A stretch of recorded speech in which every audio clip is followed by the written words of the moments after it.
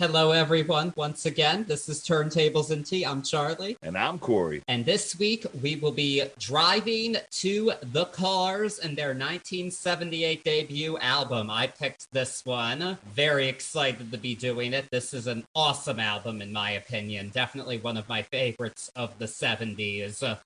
Lots of great classic songs on here, many of them known by just about everyone because they are staples. And I'm glad that we're here discussing this really iconic album. Iconic is the word. I mean, it reads like a best of the Cars. I believe there was like 6 of these tracks on their anthology just off this album alone. And you could start a classic rock radio station with this album alone.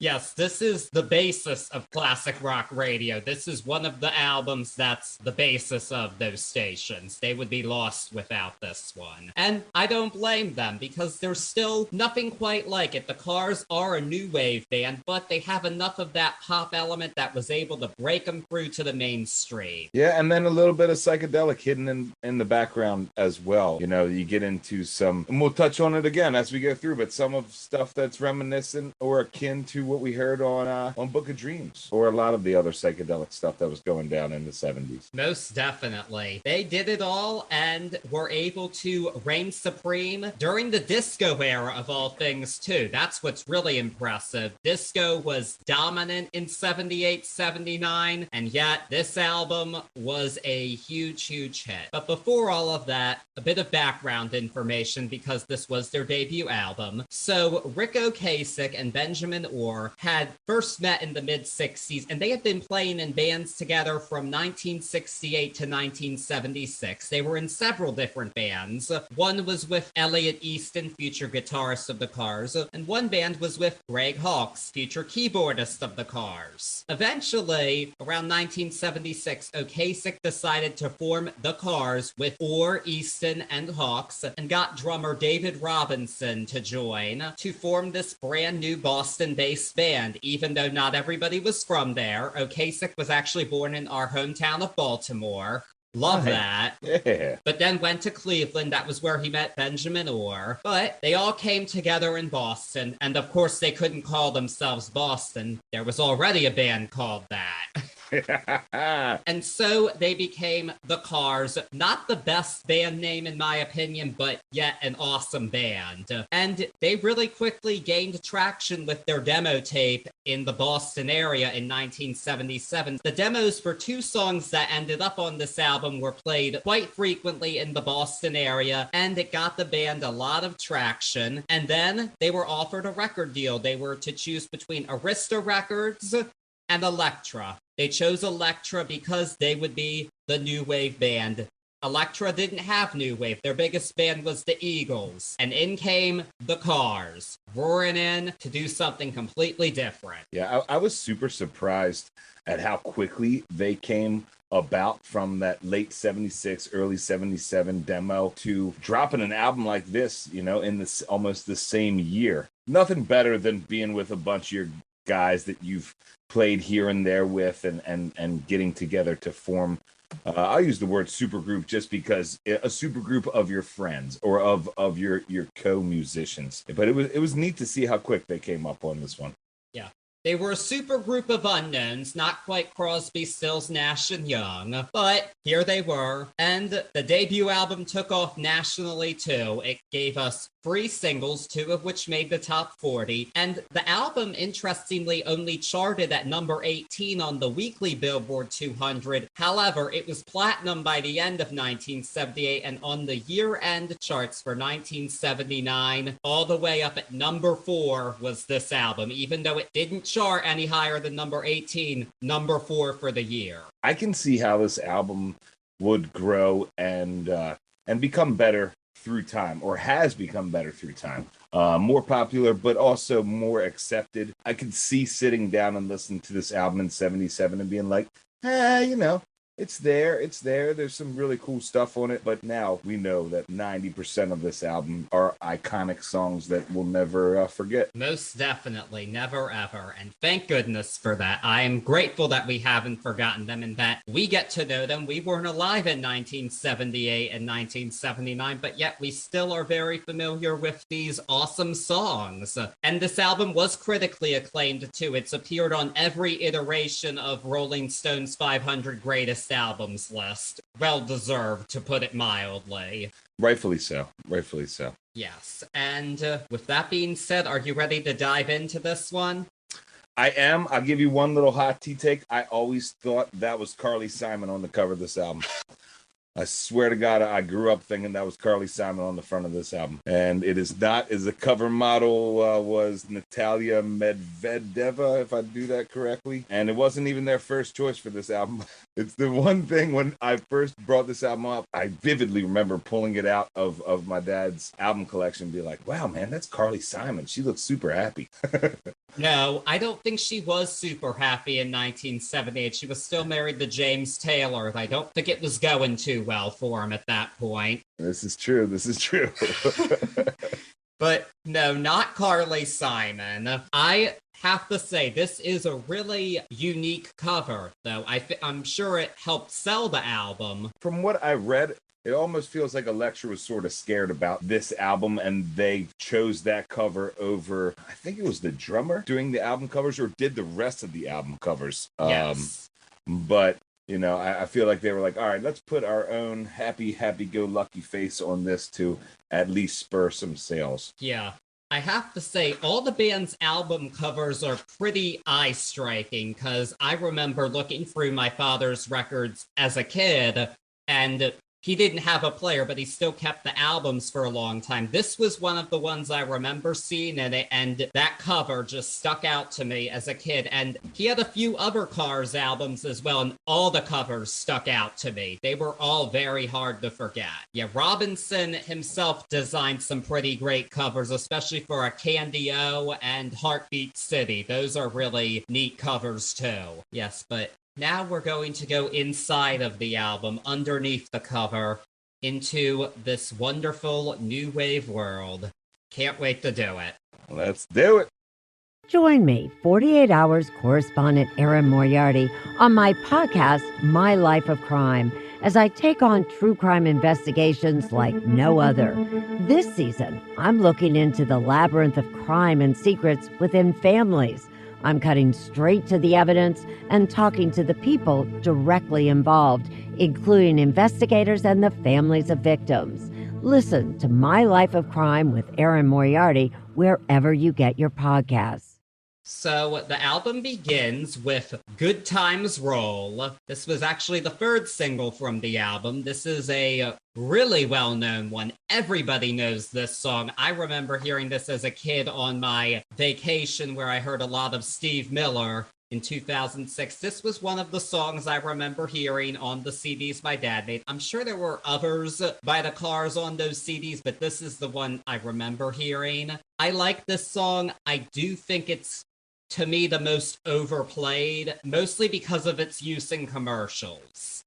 I mean, just this year I heard it in a State Farm commercial. A few years ago it was in a Capital One commercial, because they want to show you can have a good time with those products. And something that I learned throughout this, you know, you grow up hearing Good Times Roll and having that happy vibe, but the irony inside of that is that if you look at these lyrics and you listen to what Ocasek said about the lyrics, it was a farce on the good times of the rock and roll stars, the rock and roll musicians. Yeah, this album is very sarcastic in its tone throughout. It definitely is. And this is one of the songs that you don't really notice it on, but it's definitely there. But it gets you pumping, and it's a great way to start an album. Super, super tight, super strong first track.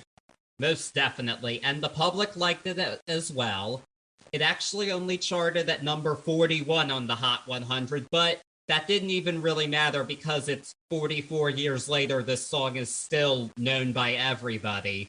So the charting position did not matter in this case. This was still a song everybody knew and loved. Definitely a good one. They are self-proclaimed a tech-savvy band where they even were saying, you know, they used to have a ridiculous amount of pedals, even for the shortest sets. And this one, Ocasek was doing a lot of overdubbing or multi-tracks, and they were using a 40 track on this one. And at first he was like, nah, I'm not with it, but it started to grow, and rightfully so. It sounds awesome. I can only imagine recording on a 40 track. I would get way too carried away with that.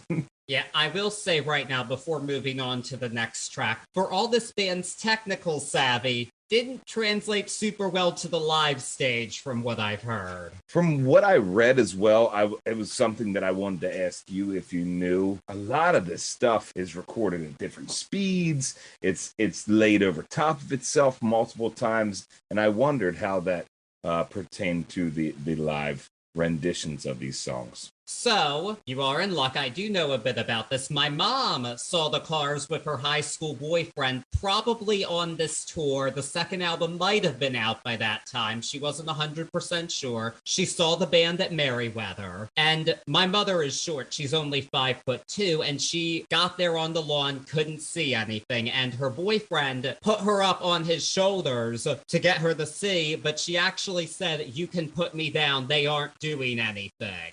Oh, because wow. the band did not move much at all. She said they were robots that were moving their hands, basically. They were so stiff, so not the most exciting live performers. I think they improved on this a bit over time, especially once the MTV era hit. They kind of had to be a bit more animated for that.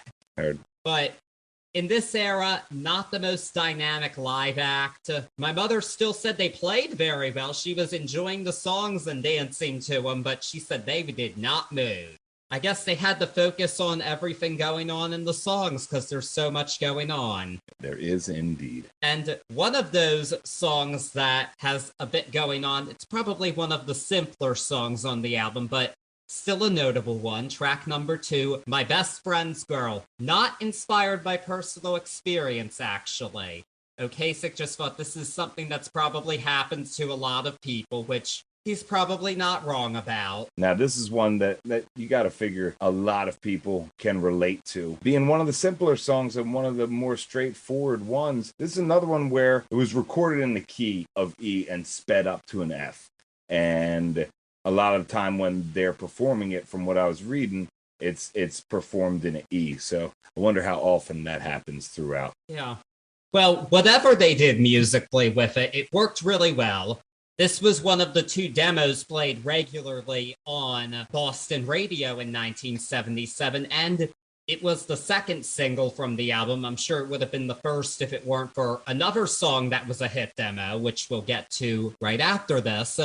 But this was a hit too. It made it up to 35 on the Hot 100, but this is a song that just has never gone away. And with a track like this, it's really easy to see how this band broke through the way it did.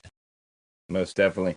I find it funny as well that Ocasek says he was like 90% of the way done and then realized that the lyrics, My Best Friend's Girl, wasn't even in there. So he penned the refrain on the side real quick and popped it in, and here we go, one of the iconic refrains. It worked super well, and another point about this band having sarcastic lyrics, this song is really poppy, but it's about abandonment, actually, and so, fun tidbit about this song, at their final ever concert on March 1st, 1994 in Munich, Germany, Nirvana opened their show with a cover of My Best Friend's Girl.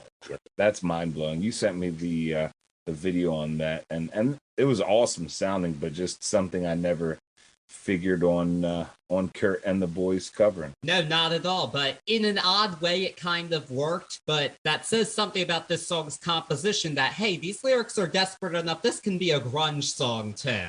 That's a great point. Great point. And this is second. We're 2 songs in, and they've tricked us, or they tricked me both times. Let the Good Times Roll isn't really about good times. And My Best Friend's Girl, you know, it's another sarcastic play. Yes.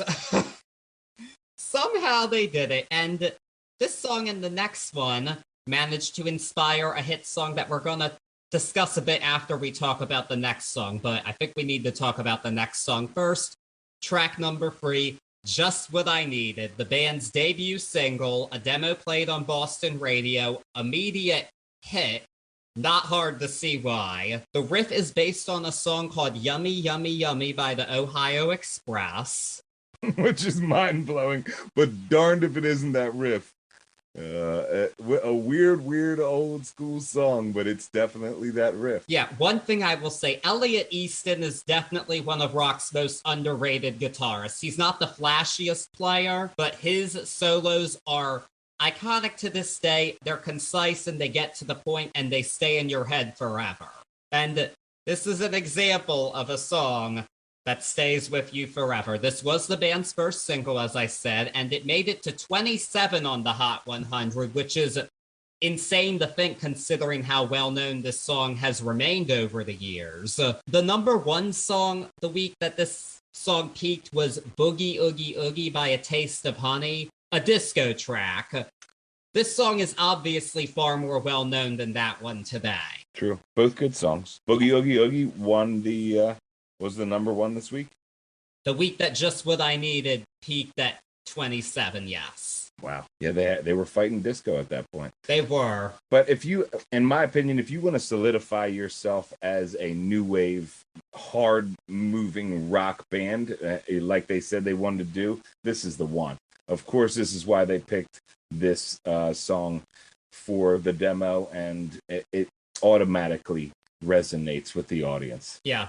This is another sarcastic love tune, but you can't feel bad hearing it, ever. I am always happy when I hear this song. I've never gotten sick of it. This is one of the most perfect songs to exist, in my opinion. And it was ranked at number 369 on Rolling Stone's 500 Greatest Songs list, and I think that's too low. Yeah, that is a little low for a song like this, the song that everybody knows, and it's tight. It's a tight, beautiful, right there in your face song. Most definitely. And it inspired Stacy's mom. I love that about this song. Not only was the opening riff coming out of Yummy Yummy Yummy, but then I found out that the Wasting All My Time is a reference to Sister Ray by Velvet Underground, which Ocasek loved. And then boom, Stacy's mom is now inspired by it. A full circle of musical inspiration in this song. Yes. Stacy's mom also has elements of My Best Friend's Girl, this big time. Most definitely. There's another podcast I listen to, not sponsored, called Song versus Song, and they did an episode about Stacy's mom, and they said Stacy's mom is basically a Cars tribute track, and everybody loves the Cars, so everybody loves this song, and Stacy's mom is one of the best hits of the 2000s, for sure. That song, when it came out when I was a kid, I didn't quite get what it was about. I was kind of like, what is this? But then I got a bit more like, oh no, this song kicks absolute ass. Yeah, it wasn't a song that was in my normal listening loop, but I always thought Stacy's Mom was a straight cover song, and that just shows how much homage it paid to what a great way to put it, a Cars best of track. Yes, that's what they did, and it showed that this band still had relevance 25 years after they had released this album. So yes, Just What I Needed, a song I will never ever get sick of. Iconic, legendary. If you haven't listened to it, I don't know why you're listening to this podcast, but please do so right now. Right. You're learning, jump on. You heard us talking about it, go and listen to it. It is definitely one that if you haven't listened to, welcome to it. And of note, this is also the first song on the album sung by bassist Benjamin Orr, not Rick Ocasek doing this one. He has a technically better voice, but he still has a bit of the quirky mannerisms that it's all uniform enough, doesn't cause an issue at all. Now, it almost reminds me of a little bit of Talking Heads performance-wise, and in my opinion, that 80s, what I equate to an 80s sound from vocalists in the 80s when Orr is doing his singing on this. Yes. This predated the 80s by a couple of years, but it laid the groundwork for the decade, arguably, albums like this one. It definitely did. Yeah. The Cars are interesting in that they were a band that came at the end of the album-oriented rock era, but they went on through to the MTV era and were major players in both of them. But we are not at the MTV era yet. We are still in 1978. And we're going to go to track number 4 on the album, the least commercial song here and the most psychedelic, I'm in Touch with Your World. What do you think of this one? I want you to start.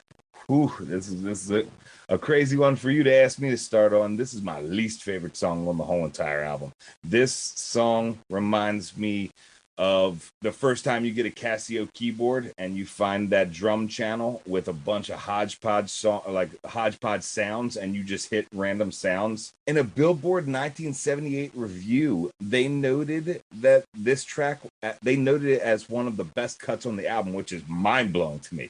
Like, how could you listen to this album and be like, wow, man, that's one of the best cuts on this album? It never goes anywhere, and it is just an out there. It sounds like it would be fun to play live or something like that. You know, one of those deep tracks when you go to see the Cars and they're like, oh man, they're going to play I'm in Touch. But for me, it fell way short, especially surrounded by bangers. Let's just talk about this first side alone. You're coming out of Good Times Roll. You're going right into My Best Friend's Girl. Then Just What I Needed, which, and we'll talk about this later, but I think that's the best track on this album. And then you go into I'm in Touch. Get out of here. For me, I don't know. You could have left this one off there. Yeah, I really hated this song the first time I heard it. When I bought this album, I knew most of the songs. I decided I'm just going to buy it. It's on vinyl, has some great stuff on it. And I hated this. I didn't hate it as much the next time I listened to it, but it is my least favorite here. And the lyrics really don't make any sense. I feel like it's an attempt at sci-fi crap, but I don't care for it. This one, if anything could have been left off, it's this one. And this is really the song on the album you never hear on the radio. No, I had never heard this song before. And there's a reason for that. Hate to say it, but I'm in touch with your world, not a world I want to be in touch with, I'm afraid. A very hot tea take, because I know how much you love this album, and I enjoy this album, but this is the first time, in my opinion, on this album, you really start to get a feeling of what I find this album suffers from, and that's a little bit of overproducing and a little bit of trying to stuff a lot of thoughts into this album. So this is the first time I felt like I heard that, and definitely not my favorite. I'll say that again. I agree with you on that point. Fortunately, the next song is a step up from that. Not hard to get better than that, but the track number 5 is Don't Just Stop.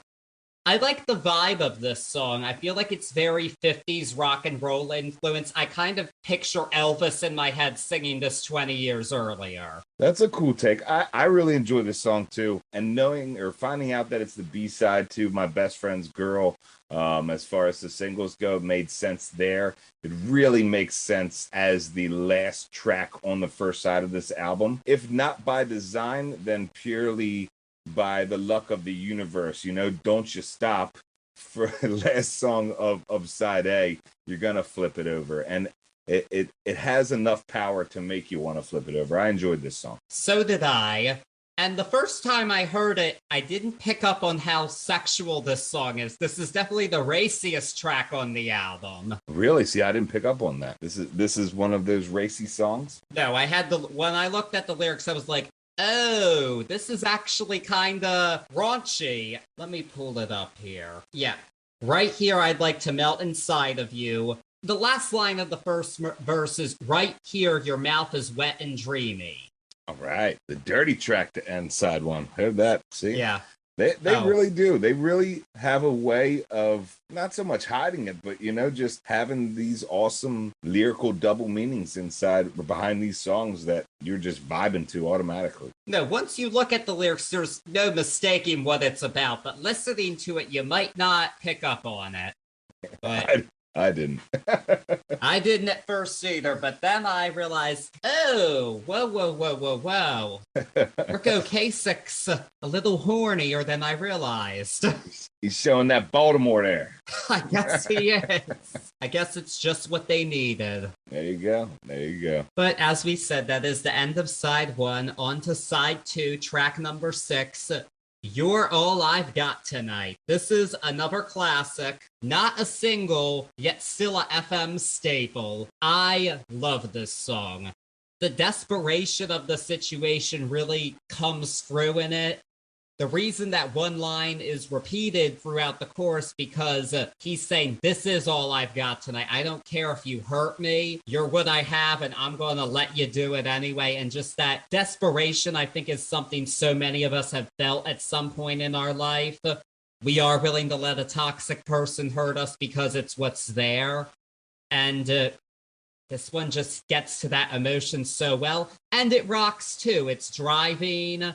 The guitar solos kick ass once again. And here is my hot tea take of the album. My number one, there is, I guess you could say. This should have been a single instead of Good Times Roll. I'll agree with you there. I think it was a really smart move to open up side 2 with it, because that offbeat rhythm guitar in the background, even on the same chords, that BAG, as we find in Good Times Roll. So this is just a little bit speedier than Good Times Roll, but that same thought process is there. So I thought that was a really smart idea to open up the second side with that one. I agree. It's a perfect opener for side 2, and fortunately it didn't need to be a single. It still got lots of play on the radio and continues to this day. I feel like it might have had a chance of being a single if the band didn't release Candy-O, the follow-up, a year after the album. And obviously Let's Go was the lead single from that one, and that was a bigger Billboard hit than anything on this album. So they weren't wrong in releasing it. I wouldn't have sat on that one either, but I'm sure if there were more singles from this album, this would have been the fourth one, but that wasn't what happened. They chose to release the follow-up. Nothing wrong with that. The follow-up was very successful as well. And now we're on to lucky track number 7, your important number on here. What do we got for 7? Bye Bye Love. This is a pretty standard breakup tune, but it's a unique take on it for this time. You're not going to hear a line about orangey skies on Rumors, which was the top-selling album of the year before. So definitely different for this time, but I really like it. I love how the second verse is done twice, but the second take is way more intense. This is probably Benjamin Orr's best vocal performance on the album because he really has to dial up the intensity, and he does it. He does. You're right. That second time through over that B power chord is super awesome. I really enjoyed that. I thought it was neat finding out that this is one of the oldest songs, per se, dating back to the mid-'70s for them, right? So this is a couple of them were together in Cap and Swing. Yep. And they were doing this before. And it's a tight track. And I think that has an advantage because they've played it so long with each other. Little view into it up until diving in and reading on this album. I would have told you that this was called My Love. My Love. I've sang it like that since forever, and I don't know if I ever stopped singing it like that, but My Love is the name of this track in my head. I have never thought that, actually. And this is another one where I was talking about the Book of Dreams keys. There were some really cool sonically driven keys in this one. I love this song. This is up there for top song for me. Oh, most definitely. And it's another non-single that's remained a staple. That's really side 2. They're non-singles that have remained staples. I even once heard a guy sing this at karaoke before I thought, oh, Bye Bye Love, that's a good song. He was singing it wrong. It's My Love. Yeah, side note, the Cars are one of my favorite karaoke bands to do. Well, 1, they have bangers, and 2, Rick Ocasek has a quirky voice, and I can tap into that. I can see you singing some Cars. I like that. Yes, I've done a few of these songs already, and I'll do more in the future, I'm sure. Haven't done Bye Bye Love yet. I'm going to have to add that to the list. There you go. Add it on. And speaking of iconic tracks that weren't singles, we have the second to last song on the album, track number 8, Moving in Stereo. There's a perfect segue from Bye Bye Love into this, which is awesome. I'm like, ooh, that was seamless. This is a pretty futuristic song. And this was one I hadn't really looked into the lyrics. I just thought, oh, moving in stereo, that's cool. But really, it's about the monotony of life. and how sometimes you're just going and not doing anything new. That's a really neat thought, because one of my only beefs with this track is that it's a little long for me, in the sense of like no real true crescendo or payoff. Of course, without the next track, and we'll get there, it almost keeps dragging on. But I like the play on monotony. That makes sense. For me, this is the early start to what I equate as the 80s sound.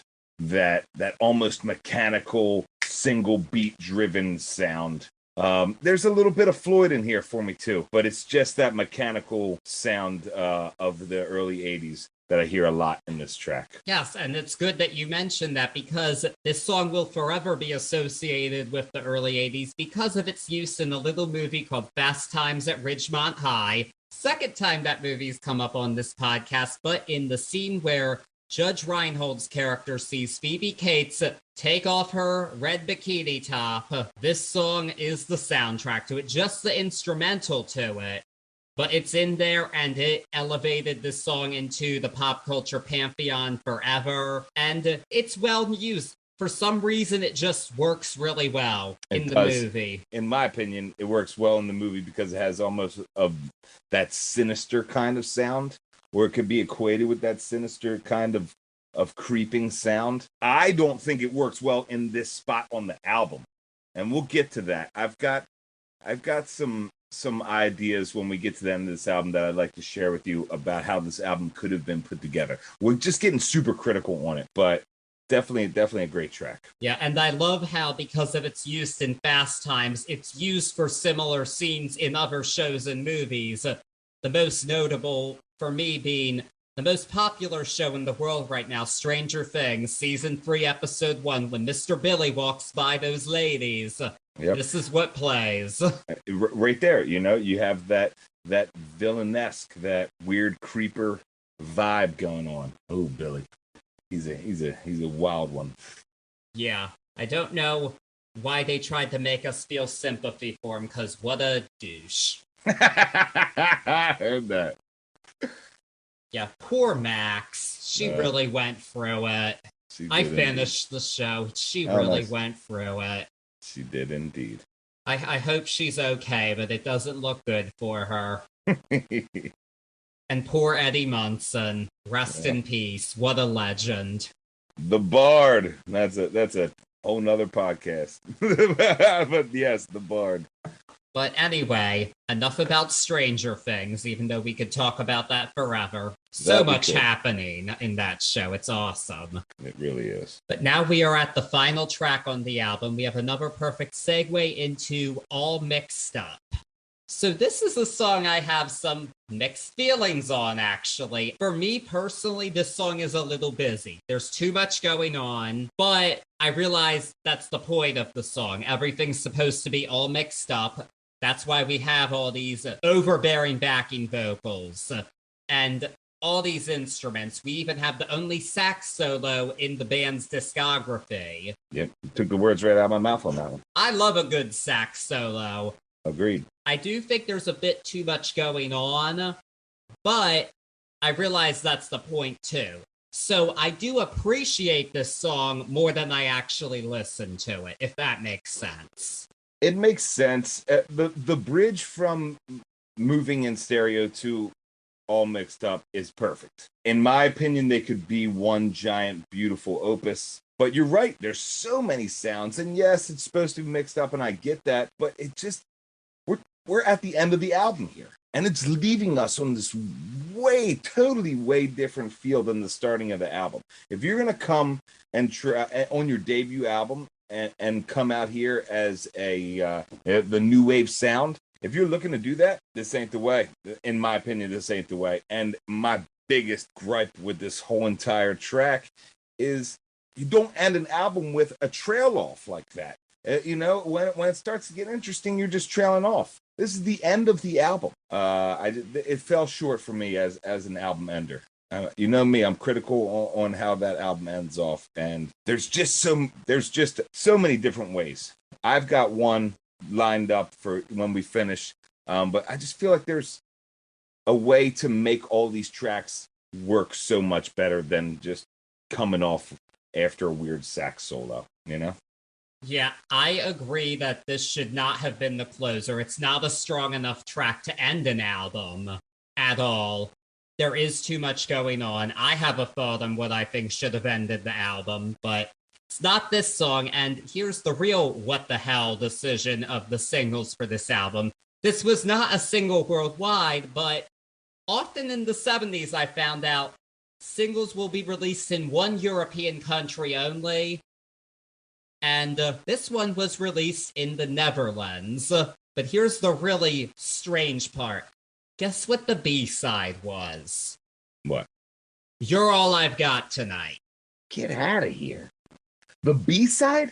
Yes, that's insane to me. I'm like, mind blown, because this doesn't sound like a hit. This never would have been a hit. All mixed up, never. No, and for me, in my opinion, without moving in stereo, it's almost like half a song. Oh, you're absolutely right. I don't even think it's played on radio much without moving in stereo, and it shouldn't be, if you ask me. This one, not a great album closer.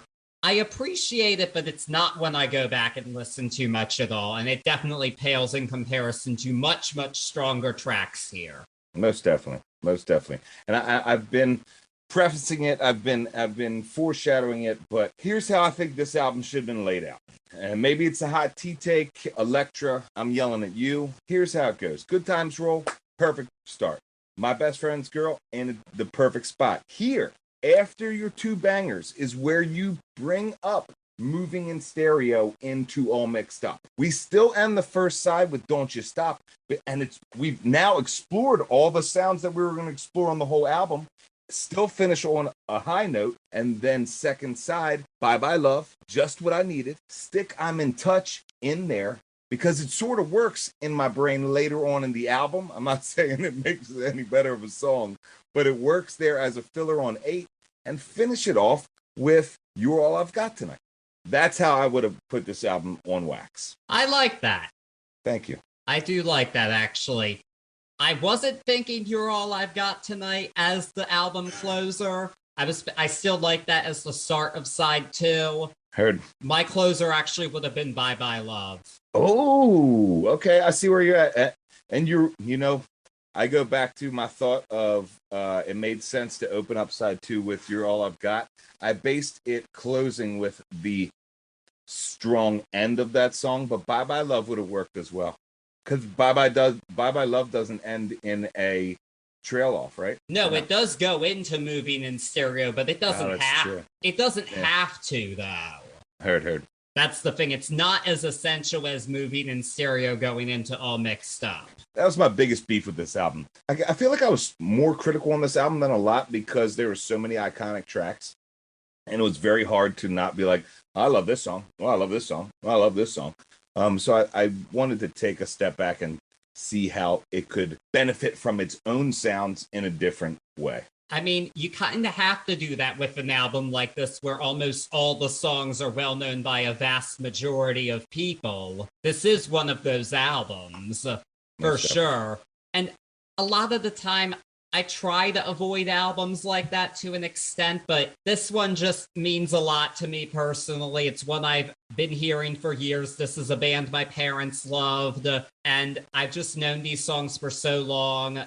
It just means a lot to me personally, and that's why I picked it for the 70s. Oh, this is a great pick. Great pick for the 70s. You know, one of the ones, like you said, that we know, but these are the ones that I enjoy the most because we get to dive in and really learn about it and just think about it in different ways. So thank you for this pick. No problem at all. I do have one request. It is for the RIAA, who are in charge of gold and platinum certifications.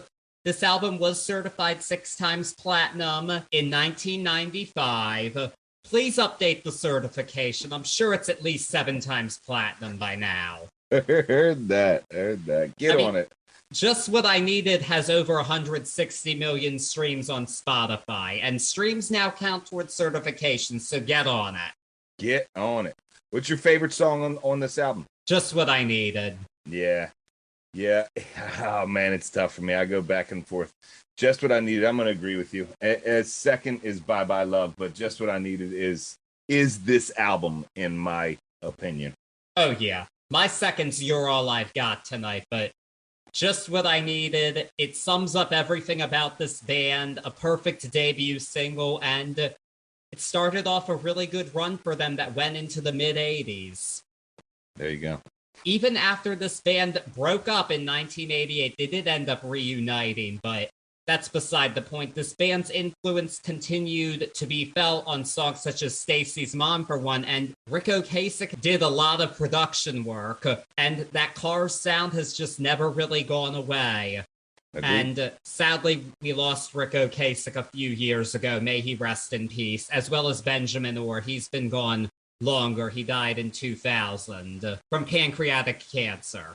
Oh, but all of them are welcomed and shown forever in the Rock and Roll Hall of Fame, correct? Yes, they are in the Rock and Roll Hall of Fame. They were inducted in 2018. Sadly, Ben Orr did not get to see it. Kind of surprised it took that long. Yeah. I mean, this is a hot take I'm going to say now. Blondie should not have been inducted into the Rock Hall of Fame before the Cars. Nah. I'll be with you on that one. I love Blondie. Debbie Harry is awesome, but no, the Cars should have been in there before Blondie. I hear it. What is your ultimate score for this album? I gotta go with A. There are a couple of weaker points on it, but the highs really balance it out. And even the weaker songs here, there are really only two of them. There are nice things I can say about them. I at least think they're kind of interesting. And that's something that I always like. And this is just a great statement. This band showed what they were about on their debut album. It almost grabbed an A for me. I'm right at B+. Iconic songs throughout the whole entire album. It suffers, in my opinion, a little bit from some overproducing, and the sum of the parts is just not near the bangers that are in there for me. So B+ for me on this one. I see where you're coming from. I almost said A-, but I had to bump it up to an A. No, you're good. A is a perfect one, especially coming from you and knowing how much this album means to you. Yeah, and another memory I want to share with this album, it is about just what I needed. This is a small thing I've decided to share with my listeners. There was one night over a year ago, I was with a friend of mine named Nino, and we were at this bar, and there was a Touch Tunes jukebox, and he put on Blondie, because he loved Blondie, as do I, and just what I needed was a suggestion, and I said, "That's a good song, you should play it." And then he said, "All right, Charlie, I put it on for you." And that was just one of those small moments that I appreciate in life. It's like, wow, here's a good friend who will do that for me. That's very nice. There you go. May Nino rest in peace. Sadly, he's no longer with us, but may he rest in peace, and I will always think of him when I hear just what I needed, but I don't get sad because it's an awesome song. There you go. That's the beauty of the music. Yes. Iconic, iconic, iconic. One of my favorites. So now we come to the surprise, ladies and gentlemen. I told Charlie, do not tell me what track we're going to do, or I'm sorry, which album we're going to do next. I'm finding out with you guys. Where are we going next week? So we did a poll. For those who don't know, our options were albums by Paul McCartney and Wings, Elvis Presley, Kate Bush, and Talking Heads. I put polls up on the Spotify for the last episode and on Instagram. Overall, the winner was Paul McCartney and Wings' Band on the Run. It got half of the vote overall. I thought that's where we were going to go. I'm excited to do that album, period. I definitely thought that's where we were going to go. All right. Lil McCartney. I had a feeling it would win. It's a really well-known album. Paul definitely is amazing, and I can't wait to talk about it, especially after I got to hear some of the songs live. Heck yeah. That'll make it even cooler, and it'll make my mother happy because she suggested for us to do this one. There you go. So I'm excited to do Band on the Run. I am a little sad we didn't get to do Elvis. We will have to at one point because I just saw the movie and it was awesome. I have a lot to say about it. We might need to do a special movie review episode about Elvis. Ooh, or we just do a month of movies. Might. Oh, baby. Again, I feel like we say it every week, but we're always brainstorming.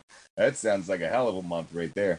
If it's music movies, we can totally do it. And this one This one had a lot going on, and I have a lot of thoughts on it, and I would like to share them in a form like this. Definitely something I'm thinking of. Let us know if you want to hear us discuss Mr. Presley. I know I really want to after seeing the movie. Definitely one of the better biopics I've seen. Can't wait for it. But in the meantime, before we join the band on the run, you can follow us on Facebook and Instagram at Turntables and Tea Podcast for updates on new episodes and content related to whatever we will be discussing that week. You'll be seeing some stuff for Band on the Run coming up soon. Can't wait for that. And also subscribe to us wherever you're listening, whether it be Spotify, Amazon, Apple. Rate us, give us a 5-star review. That'll help us get more traction. We would really appreciate that. And in the meantime, just be cool and stay safe. And we can't wait to be back next week for Band on the Run. Adios, amigos. Peace.